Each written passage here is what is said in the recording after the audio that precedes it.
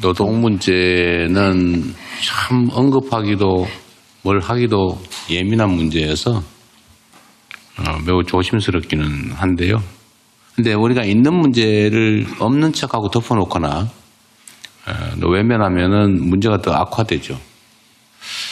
아까 그 유연성이 80% 정도는 이미 확보되어 있다 이렇게 말을 하는데, 근데 그 유연화를 막기 위한 제도라고 하는 게 있잖아요. 예를 들면 2년이 지나면 반드시 정규직을 만들어야 된다 뭐 이런 거 있잖아요. 그러니까 어떤 일이 벌어졌냐면 절대 2년 이상 고용을 안 해요. 그냥 1년 11개월 만에 이제 끝내버리는 거죠. 그러니까 이게 이제 정규직화를 강제하기 위해서 만든 제도인데 실제로는 오히려 2년 이하로 고용하는 걸 강제하는 결과를 빚잖아요. 그러니까 그런데 이런 얘기 잘못하면 반노동적이라고 비난받을 가능성이 많아서 아무도 말을 안 해요. 근데 저는 최소한 반노동적이라고 평가받기는 좀 어려워서 내가 이런 얘기를 용감하게 하는 거거든요. 노동부 장관도 노동자 출신 아닙니까? 그 중에서 뭐 소위 과격하다고 평가받는 민주노총 출신이잖아요, 또. 근데 아무 문제 없잖아요, 그죠? 처음엔 정말 걱정들 많이 했거든요. 회사 사장하고 있던 산업부 장관. 이거 혹시 다 말아먹는 거 아니야? 뭐 그런 걱정이 있었잖아요. 이거 혹시 뭐 특혜주고 막 엉망진창을 하지 않을까 막 그런 걱정들 하는데 실제로 안 그렇거든요.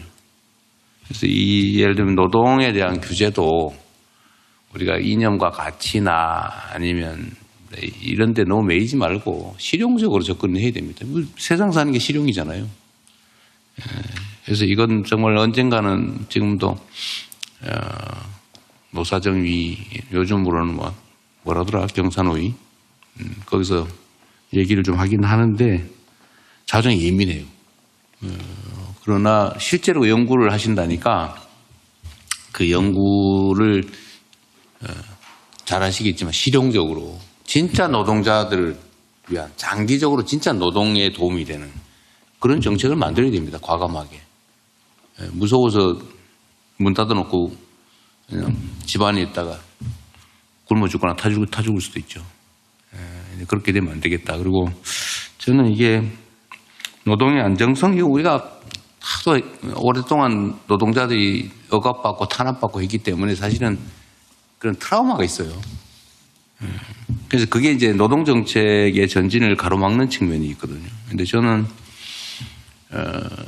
안정성을 계속 지금 강조를 하는데 저는 안정성이라고 하는 게 이미 다 훼손돼 버렸어요. 왜냐하면 안정적 고용을 하지 않아, 아예 정규직 절대 안 뽑아요. 웬만하면 다 하청 주거나 아니면 뭐 계약직으로 하거나 뭐 온갖 꼼수를 통해서 정규직을 아예 뽑지를 않아 버려요.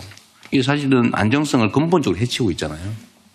그러면 여기에 실질적으로 좀 대응을 해야 되겠다. 근데 그 중에 첫 번째가 처우를 개선하는 거예요. 왜 정규직이 되려고 그렇게 난리냐. 정규직이 되면 우리나라는 이상하게 불안정한 노동에 대해서 더 많은 보상을 해야 되는데 불안정하면 덜 줘요. 똑같은 일을 하는데 고용이 안정된 사람은 더 많이 받아. 똑같은 일을 하는데 고용이 불안한 사람일수록 덜 줘요. 비정규는 덜 주고 알바는 더 덜 주고. 이게 희한해요, 이게. 이게 근본적으로 잘못됐거든요. 근데 만약에 불안정성에 대한 보상이 정상적으로 주어진다. 예를 들면 노동에 대한 수요는 일정하게 있을 거 아닙니까?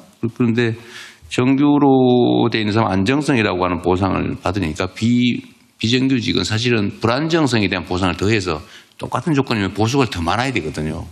이 상식이잖아요. 이렇게 되면 사실은 안정성에 대한 열망이나 욕구, 불안감 이게 좀 줄어들겠죠. 그래야 좀 문제가 풀릴 것 같아요.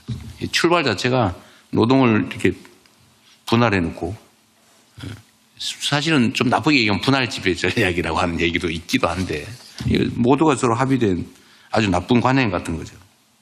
그 문제를 해결해야 될 것 같고, 두 번째는 어쨌든 새로운 사회에 적응하기 위한 특히 인공지능을 어떻게 활용할 것인가가 결국은 역량의 핵심이 되지 않겠어요, 앞으로?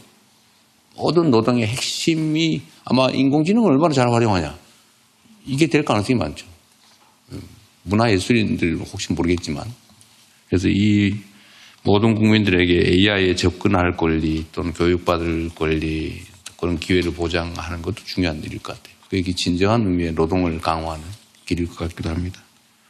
고용보험 문제도 그렇죠. 요즘 사실 저는 현장에서 이렇게 보면 자발적 실업에 대해서는 실업수당을 안 주니까 다 권고사직 하잖아요. 권고사직 되잖아요. 그러니까 사장하고 사용자하고 서로 합의해가지고 권고사직 형식으로 실제로 사퇴해요. 내가 이런 얘기하면 또 문제가 되잖아? 현실이야, 사실은. 권고 좀 해주세요, 사직을. 그래, 그러지 뭐. 왜냐면 뭐 좋은 게 좋은 거라고. 어쨌든 그게 현실이니까 이것도 사실은 자발적 실업은 안 된다. 그러니까 이게 자발적 실업에 대해서 보상을 안 하는 게 아니고 편법, 탈법을 그냥 광범위하게 허용하는 결과를 빚잖아요. 그러니까 사람들이 법을 지키는 것보다 안 지키는 게 당연한 것처럼 뭐 이 정도 탈법이야 뭐 더 거대한 탈법, 범법에 비하면 뭐 내가 뭘 잘못했다고 할 수 있나? 이런 생각 들잖아요. 이것도 다 사실 교정해야 될 부분입니다. 다 정상적으로 하자고요. 자발적으로 실업도 필요해서 했겠지. 실업수당 받으려고 실업하는 사람이 어디 있어, 세상에. 그렇잖아요. 그거는 자발적 실업은 지가 좋아서 그만둔 거니까 실업수당 안 준다. 이런 이상한 생각을 우리가 하고 있는 거지. 이건 매우 전근대적이잖아요. 이것도 수정해야 될 부분 같기도 합니다. 우리 국민들께서도 같이 한번 이런 문제 한번 같이 고민해보자는 취지로 제가 길게 말씀드렸어요. 매우 중요한 과제였어요.